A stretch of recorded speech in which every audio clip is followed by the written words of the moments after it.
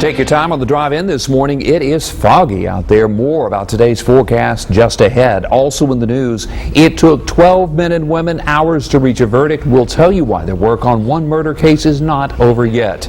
And Toyota dealing with another case of a runaway car. Hear from a woman who saw the whole thing as it happened.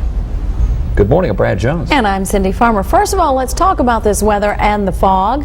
Emily, how's our forecast today? Well, it is looking like we're going to have a little rain right now on radar. Not seeing a whole lot. Take a look.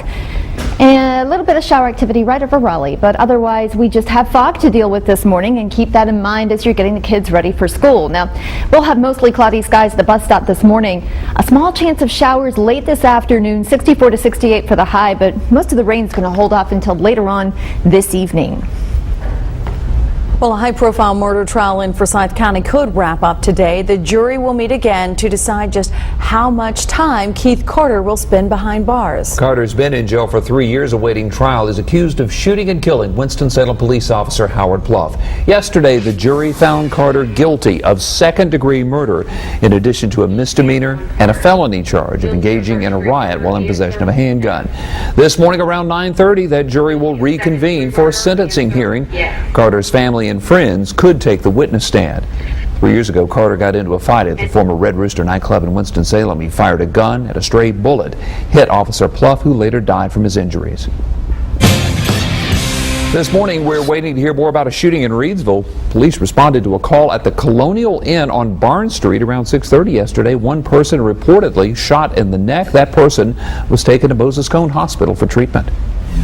A woman accused of drunk driving a crash that killed her 3 friends last month had a blood alcohol level of more than twice the legal limit. Amanda Sperduti faces several charges, including DWI and 3 counts of felony death by motor vehicle. The 20-year-old is accused of driving drunk. Last month, investigators say she was going 90 miles an hour in a 45-mile-an-hour zone. She lost control of the car and hit a tree in Brown Summit. All 3 of her passengers, Scott Bedwell, Sasha Hoffman, and Taylor McCaskill, died in that crash. Search warrants reveal that investigators found a beer can and a partially empty liquor bottle on the scene. Sperduti is out of jail on bond. She's due in court April 21st. Student in Charlotte was hit by gunfire on her way home from school. Tim Caputo talked with her about the incident and explains what police are doing to try to lower crime in that area. I was screaming like horror film scream. A day after she was shot in the leg, 15-year-old Amari Boyd is taking it all in stride. It was just like that. As she was walking home, 3 men were fighting in a nearby parking lot, and one of them pulled a gun and started firing. A stray bullet ripped through Boyd's leg. It came in right here. It exit right here. Police say all 3 men involved in the fight are known gang members, but won't tell us which gangs. And there are folks that kind of publicity actually adds to their cause. Gang Unit Captain Glenn Niemeyer says gangs in Charlotte usually only bother other gangs. Occasionally a bystander is caught in the middle, but it rarely happens mid-afternoon on a busy street. It was an oddity. It was very unusual. Captain Niemeyer says this part of town isn't a hot spot for gang activity. That's part of the reason police initially didn't realize the men were gang members. Under a relatively new tracking system, information on every known gang member is saved on every report. In this case, tips came in and police quickly identified the suspects and their gang affiliation. So even a year ago, perhaps, in a situation like this with this shooting, it might have taken us quite some time to develop suspects because we didn't know where to look. Boyd isn't concerned which gangs the men are in. It's a random fight. She's just thankful her injury isn't worse, and she hopes to get back to class soon. Maybe next week when my leg starts to feel better. I'm in a lot of pain right now.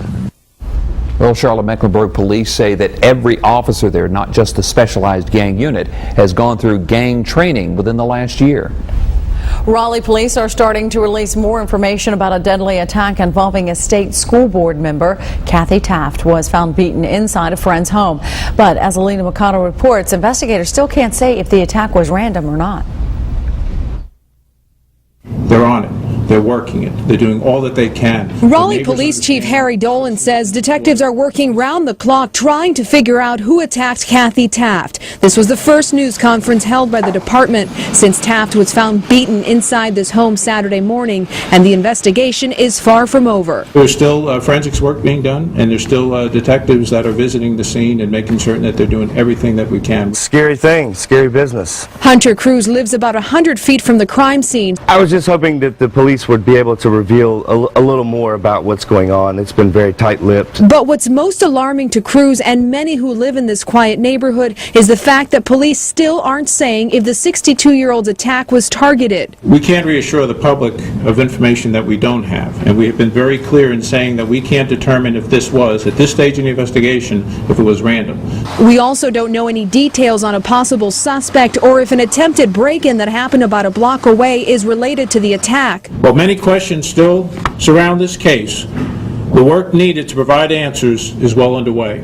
Answers Cruz hopes will come soon. Of course, I would like to see a suspect be apprehended. That would be good, but I would certainly like to hear from the police whether or not they believe this to be a random act. Senate Majority Leader Harry Reid's wife and daughter now recovering from injuries after being involved in a 4-car pileup. Yesterday, the women were hit from the rear by a tractor trailer. Senator Reid's wife was taken to a hospital in Virginia with a broken nose, broken neck and back. She is still in the trauma care center. Reid's daughter was also taken to the hospital. She has since been released. Officers have charged the truck driver with reckless driving. The investigation into sticky Toyota gas pedals could lead to an overhaul of safety standards for all cars. There's been another situation, this one involving a runaway Camry in Connecticut, and a witness talks about just what she saw.